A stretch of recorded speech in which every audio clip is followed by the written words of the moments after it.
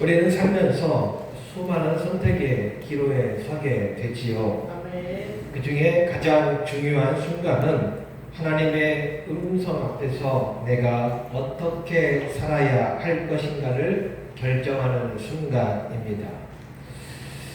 설계도가 아무리 좋아도 건축할 때 건축자가 마음대로 용도를 변경하고 설계도대로 건축하지 않는다면 부실공사를 막을 수가 없습니다. 인생의 설계도 마찬가지이지요. 부르심을 입은 하나님의 자녀들이 세상에서 믿음의 영향력을 자꾸 잃어갑니다. 그 이유가 무엇일까요? 삶의 방향과 목적이 하나님께 집중되어 있지 못하고 분산되어 있기 때문입니다. 우리가 신앙생활하면서 다른 것은 좀 서투를 수 있습니다. 그러나 하나님께 예배 드리는 시간, 하나님의 마음을 감동시키는 일에는 무조건 집중해야 합니다. 그런데요, 세상 일은 체계적으로 완벽하게 철저하게 준비합니다. 그런데 예배는 건성건성 드립니다. 대충 1시간 시간을 허비하다가 예배 끝나기가 무섭게 가장 먼저 세상을 향해 달려나가고 있는 것이 요즘 현대 그리스도인들이 아닐까 생각해 봅니다. 예배는 보는 게 아닙니다. 예배를 본다는 것은 구경한다는 의미이지요. 예배는 드리는 것입니다. 내가 얼마나 오랫동안 믿음 생활을 했는가, 그것이 그렇게 중요한 것이 아닙니다. 오늘까지 내가 하나님께 드리는 예배를 하나님께서 얼마나 기쁘게 받으셨는가, 이것이 중요합니다. 믿음은 예배로 승부가 갈라집니다. 예배는 하나님을 만나는 것이고 하나님이 허락하시는 용서와 화해 그리고 사랑과 은혜를 경험하는 시간입니다. 오늘 우리가 읽는 본문은 성경 속에서 가장 극적이면서 또 가장 뜻밖의 장면을 보여줍니다. 하나님의 엄중한 부르심 그리고 그에 대한 한 사람의 정반대되는 거역의 행동이 너무나도 대조적으로 나타나고 있기 때문입니다. 믿음 생활하면서 자꾸 내 생각, 내 경험이 하나님의 뜻보다 앞서면 안 되지요. 내 생각이 하나님의 뜻보다 앞서면 언제든지 불순종의 길을 걸어가기 때문이지요. 믿음의 삶을 거창하게 말하기 이전에 오늘 내 삶을 믿음으로 찾으시고 부르시는 하나님 앞에 무조건 순종하는 우리들 모두가 되시기를 주님의 이름으로 축복합니다. 우리의 삶은 언제나 끊임없이 십자가 앞에서 변화되어야 합니다. 내 삶이 하나님의 부르심 앞에 합당하게 순종하도록 만들어가기 위하여 우리는 무단히도 애써야 하는 것이지요. 믿음의 삶에서 하나님의 말씀에 불순종한다는 것은 피할 수 없는 사명을 어떻게든 거절한다는 것을 담고 있지요. 오늘 말씀을 보면 일어나가서 외치라라는 명령은 부르심 앞에 침묵하거나 거절하면 안 된다는 것입니다. 하나님의 말씀이 내 귀에 들려왔다면, 내 마음속으로 들려왔다면 그 말씀 앞에 철저하게 순종하는 것이 우리의 본분입니다. 하나님의 섭리를 거스르는 선택은 결국 삶의 궤도를 이탈하게 만들지요. 그리고 거센 위기와 깊은 고통이라는 필연적인 대가를 마주해야만 합니다. 요나 역시 예외는 아니었습니다. 여호와의 낯을 피한 결과 인생 자체가 수치스럽게 변했습니다. 초라한 상황을 직면하게 되었다는 것을 기억하면서 오늘 말씀을 되새겨 보겠습니다. 요나서의 핵심은 니느웨의 회개나 변화가 아닙니다. 니느웨의 수백만 명의 변화보다 요나 한 사람의 변화가 더 중요하다는 것을 말씀하고 계시는 것이지요. 오늘 말씀을 깊이 이해하기 위해서는 먼저 요나가 살았던 시대적 배경과 무대를 우리가 정확히 알아야 합니다. 본문에서 하나님이 요나에게 가라고 명령하신 니느웨는 그 당시 북이스라엘의 가장 강력하고 끔찍했던 적대국인 아수르 제국의 수도였습니다. 이 아수르는요, 고대 근동에서 가장 잔인하기로 악명 높았던 제국입니다. 정복했던 도시들의 백성들을 산채로 가죽을 벗겼습니다. 팔다리를 자르고 성문 앞에 시체를 쌓아 두었습니다. 그리고 잔혹한 고문과 학살을 일삼았습니다. 이스라엘 백성들에게 아수르는 인간이 아니었습니다. 짐승이었습니다. 천천지 원수였던 것이지요. 정치적으로 경제적으로 호황을 누리던 시기 바로 북이스라엘의 여로보암 2세 때입니다. 그때 활동했던 요나 선지자. 이 요나 선지자는 민족주의자였습니다.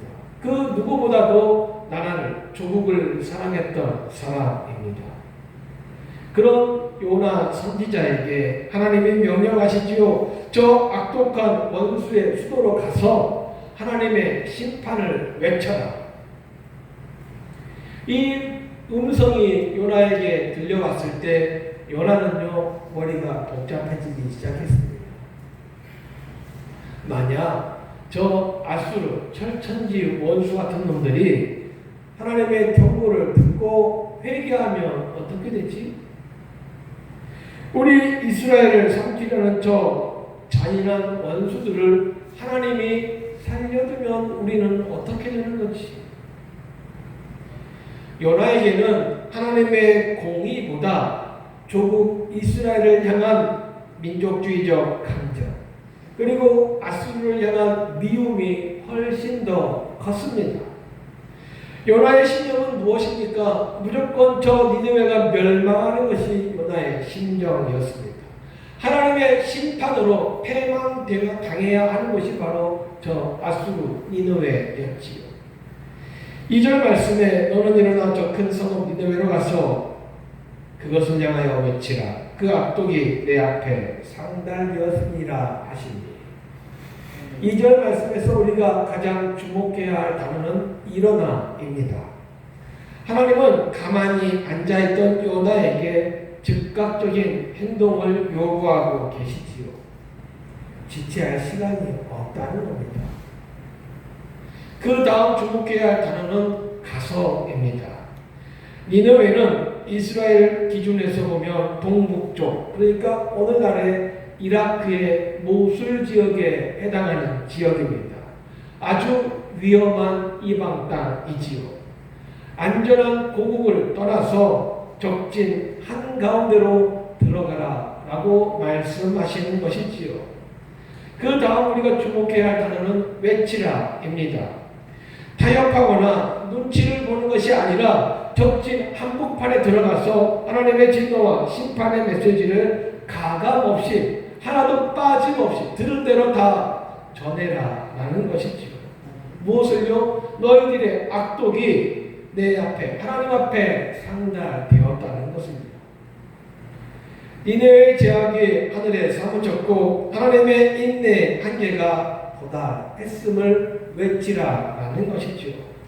한마디로 말씀드리면 심판이 임박했다라는 것이지요. 요나의 입장에서는 죄악으로 인해 심판을 받고 멸망을 받는 것이 합당하다라고 생각했습니다. 그리고 그것이 하나님의 공의이고 정의라고 생각했습니다. 그래서 3절 3절 말씀을 보면 요나의 행동이 자연스럽게 흘러가는 것처럼 보이지요. 3절 말씀을 보면 그러나 요나가 여호와의 얼굴을 피하려고 일어나 다시스로 도망하려 하여 욥바로 내려갔더니 마침 다시스로 가는 배를 만난지라. 여호와의 얼굴을 피하여 그들과 함께 다시스로 가려고 싹스를 주고 배에 올랐더라.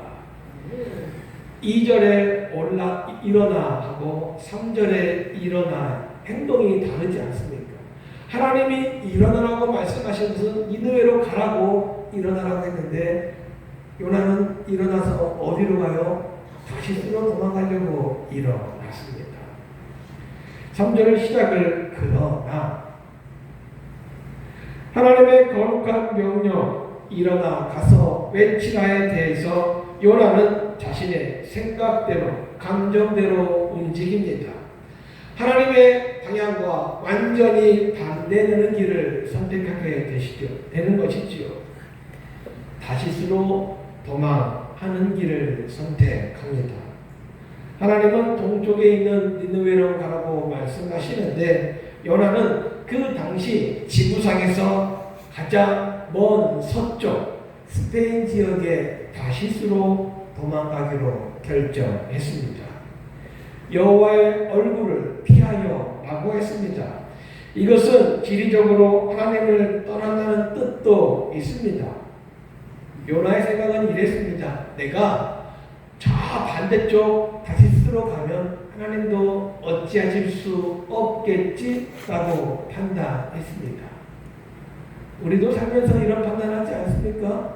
내가 내 고집대로 하는데 하나님이 뭘 어쩔 수 있겠어. 그러나 그보다 더 중요한 의미는 하나님의 주권적 통치와 그 거룩한 부르심의 시선으로부터 어떻게든 외면하고 싶었던 인간의 완악한 심리를 보여주고 있습니다. 요나가 이렇게 마음 먹고 욥바로 내려갔는데 마침이 중요하지요. 다시스로 가는 배가 대기하고 있었습니다. 요나는 생각했겠죠. 내가 이렇게 마음 먹고 욥바로 내려가는데 마침 다시스로 가는 배가 있었어. 이게 하나님의 뜻인가? 인간이 하나님의 뜻을 거역하고 내 고집대로 살아가라고 할 때 세상은 종종 놀라울 정도로 순탄하게 도망칠 길을 열어주는 것처럼 보일 때가 있습니다. 그런데요, 이것이 하나님의 뜻이 아니고 축복이 아니고 가장 위험한 영적 경고등입니다. 요나가 다시스로 가는 것이 잘못되었다는 것을 몰랐을까요? 알았지요. 몰랐으면 뇌가 없는 것입니다. 우리 또한 마찬가지이지 않습니까? 이것이 하나님의 뜻이 아닌 것 뻔히 알아요. 이것은 내 고집이라는 것을 알고 있습니다. 그런데 마침 그 길이 열려있는 것처럼 보여요. 우리는 그 길로 가면서도 이게 하나님의 뜻이 아닌데 그러면서도 그 길로 걸어가지. 이 역사적 사건, 요나의 모습이 오늘을 살고 있는 우리에게 무엇을 말씀하고 계십니까? 요나는요, 하나님의 자비가 이스라엘의 원수인 아수르에게 베풀어지는 것을 견딜 수가 없었던 것이지요. 요나는요, 하나님의 공의와 정의의 잣대를 마음대로 자기 기준대로 평가했습니다. 우리도 요나와 별반 다르지 않습니다.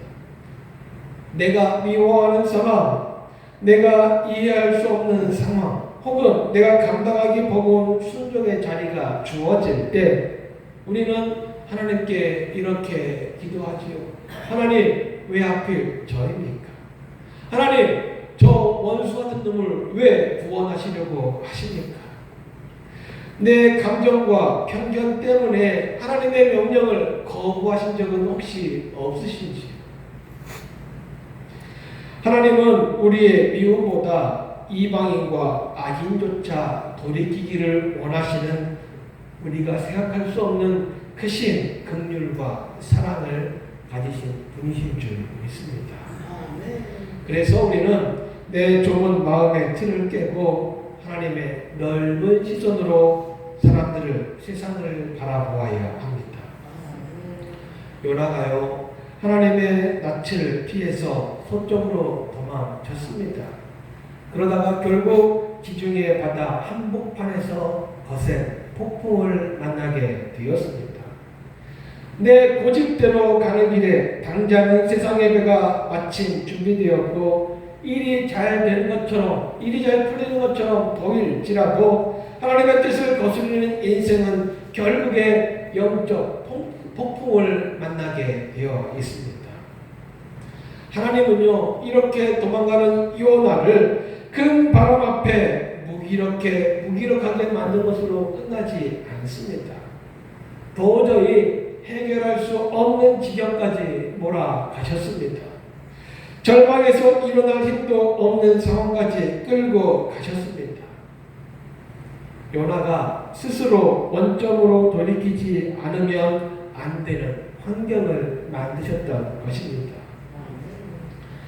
니느웨가 멸망당하는 것이 정의라고 생각했던 요나의 신념이, 그리고 그가 가진 생각이 하나님 뜻 앞에서도, 하나님의 명령 앞에서도 꺾이지 않으니까 하나님은 그 요나를 변화시키기 위해서 폭풍과 고난을 함께 허락하신 것입니다. 요나가요, 고집을 꺾지 않으니까 요나 한 사람만 고통당했습니까? 그렇지 않습니다. 배에 함께 타고 있던 모든 사람들이 죽을 위기에 처하지 않았습니까? 여기에서 우리는 한 사람을 또 생각할 수 있습니다.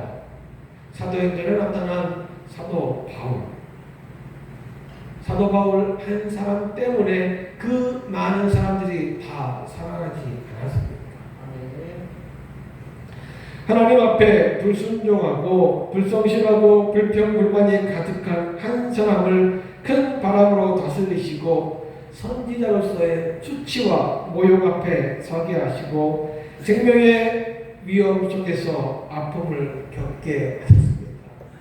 결국에는 하나님의 명령 앞에 다시 순종할 수밖에 없게 만드신 분이 바로 하나님이시죠. 그 말씀에 아직도 불순종하는 잘못된 생각이 지배를 받고 있다면 우리는 그 의식을 반드시 깨뜨려야 합니다. 내 생각과 하나님의 생각 앞에서 우리는 분명한 선택을 해야 하지요. 내 생각이 하나님의 뜻을 방해하면 안 되는 것입니다. 불순종의 삶을 선택하면 당장에는 좋을 수도 있습니다. 당장에는 기쁠 수도 있어요. 하지만 그 인생은 반드시 추락할 수밖에 없습니다. 다시스로 가기 위해 욥바로 내려간 요나는요, 배 밑창에 가서 깊은 잠에 빠졌습니다. 그러다가 폭풍을 만나서 제비를 뽑았지요. 바닷속으로 던져진 사람이 누구입니까? 요나입니다. 소울의 뱃속에서 고통당했습니다. 그 배를 요나가 공짜로 탔나요? 아니요, 돈 주고 탔어요. 요나 한 사람 때문에 그 배에 있던 물건들을 다 버려야만 했습니다. 생명의 위협을 받는 상황에 내몰렸습니다. 그리고 고기 뱃속으로 들어갔습니다. 이 더운 날 시장에 그 생선 코너에 한번 가보십시오. 비린내가 장난 아니지 않습니까? 그런데요, 그 뱃속에 들어갔다고 생각을 해보십시오. 죽도록 고생했습니다. 결국에는요, 하나님의 명령 앞에 원점으로 돌아간 요나를 우리가 볼 수 있습니다. 하나님의 말씀 앞에 도망치는 것이 그 어떤 경우에도 해결책이 될 수 없습니다. 우리는요, 하나님의 추적을 피할 수 없어요. 현대 문명이 과학이 발달했잖아요. 그래서 지하 20m, 30m까지 땅을 파고 들어가도요, 발견할 수 있다고 하죠. 그런데 하나님은 그것을 초월하신 분이 아니십니까?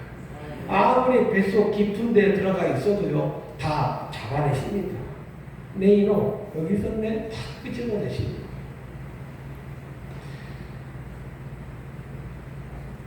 자기중심적이고 민족주의자로서 편협했던 생각, 그래서 요나의 발목을 잡았고 불순종의 길에 서게 했을 때 그의 삶에 찾아온 것은 고통과 절망뿐이었습니다. 벼락 끝에 내몰렸을 때 해결의 시작은 하나님이시지요.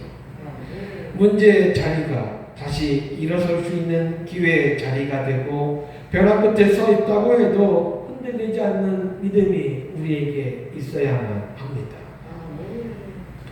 우리는 흔히들 교회가 변화되어야 한다라고 말합니다. 세상이 너무나도 악하다고 손가락질하며 삽니다. 가정에서는요, 남편은 아내가 변화되어야 한다고 하지요. 아내는 뭐라고 합니까? 아내는 남편이 변화되어야 합니다. 부모는 뭐라고 합니까? 내 자녀들이 변화되어야 한다고 합니다. 자녀들은 또 뭐라고 합니까? 부모가 변화되어야 한다고 하지요. 그러나 요나서가 우리에게 묵묵히 던지는 질문은 이것입니다. 지금 폭풍 속에 잠들어 있는 혹은 하나님을 피해 도망치고 있는 진짜 변화해야 할 그 한 사람이 과연 누구인가? 답은 하나입니다. 누구예요? 옆에 있는 사람이에요? 아니에요. 나입니다. 내가 변화되어야 합니다. 하나님의 음성을 들었다면 내 고집을 꺾어야 합니다. 내 미움을 내려놓아야 합니다. 다시 부르심의 자리로 돌아가야 할 사람, 바로 이 자리에 앉아있는 내가 그 한 사람임을 꼭 기억하십시오. 하나님은 오늘 우리에게 말씀하십니다. 일어나 니느웨로 가라.